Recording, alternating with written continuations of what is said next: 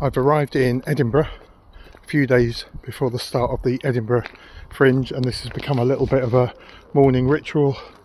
You can hear the birds singing. Fabulous view of Arthur's Seat. I think people are already walking up there, and there are some crows about. And it's just a reminder to myself and also to everybody watching this who might have a show on at the Edinburgh Fringe, but also you might just be arriving for a few days to see a show at the Edinburgh Fringe as well. And it's very easy for this deep breath before the plunge, as Gandalf calls it in The Lord of the Rings, to go into a bit of a stressful panic. And actually I've watched a few TikTok videos of performers talking about having a bit of a downer, and it could be because they're hoping for a huge upper at the Edinburgh Fringe in the form of great reviews and sold out houses, and that people who have spent maybe quite a lot of money to come up to Edinburgh to see shows are worried it all somehow might go wrong and be disappointing and cost too much. And those worries are shared particularly on people's Instagram, TikTok videos. Quite often what's happened is that you've built up through rehearsal, through all of that social media frenzy that tends to happen, where we overdose on optimism and we sort of over reveal how we're feeling, not just to other people. But that's the danger of social media, is it creates a kind of mirror, and the mirror distorts, and suddenly we're heroic, and suddenly the stakes are really high, and suddenly we start to imagine that it could all go very, very wrong, and we worry and we panic, and none of that does us any good at all, you might think. But in some ways it's better to get it out of the way. And one of the things I always do in Edinburgh, and I've said this in other videos, is go stake out your claim. Is when you arrive, don't go straight into show mode and think that you can cover up some of these feelings of worry and concern through just busyness. That might suit some people, and you know yourself better than anybody in some cases. I'd say in most cases we've got that self-insight, particularly when we're under pressure. But sharing it with friends, not just on social media, letting people know how you feel, that you're worried, that you're concerned, that actually the only way sometimes is down when you've climbed higher and higher in terms of expectations of what's going to happen, is to treat yourself well and to in some ways just accept that that space is going to happen. I'm noticing there are joggers out at the moment, and people jog sometimes to release the pressure of the day before or the worries and concerns of what lies ahead. The Edinburgh Fringe for a lot of people is 3 weeks, others a week, where you've spent a lot of money and time and effort and energy in making something. I think you should always celebrate that. In some ways this is already the victory, because you made it and you're coming to the world's largest arts festival. But it can feel like the climb of Arthur's Seat as well.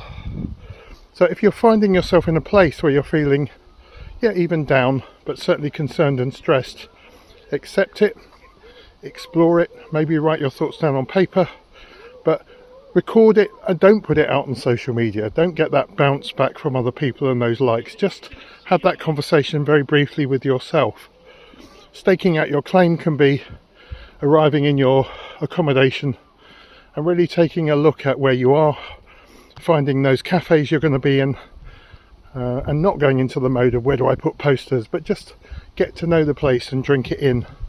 For me in Edinburgh right now, it's a really calm place here around 7 in the morning, and you might just want to take that walk. You might just clock your venue, just drink in the atmosphere of the place that you're staying in, the place you're performing in, without too much busyness.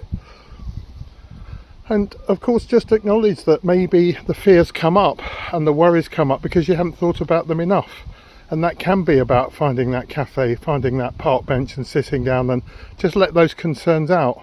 And what they might identify for you is something you haven't thought of, and some better way of organising things, and it's been nagging away at you, and you get that aha moment. We haven't included that in our plan, we haven't included that in our diary. Perhaps we should ask for a little bit more time from our team to rehearse something, a scene that's been bothering you, a bit of your stand-up routine you don't know as well as you should. It could be that you'd forgotten to bring extra guitar strings that you need your plan B, and actually by not having a plan B it's created a bit of worry and concern for you.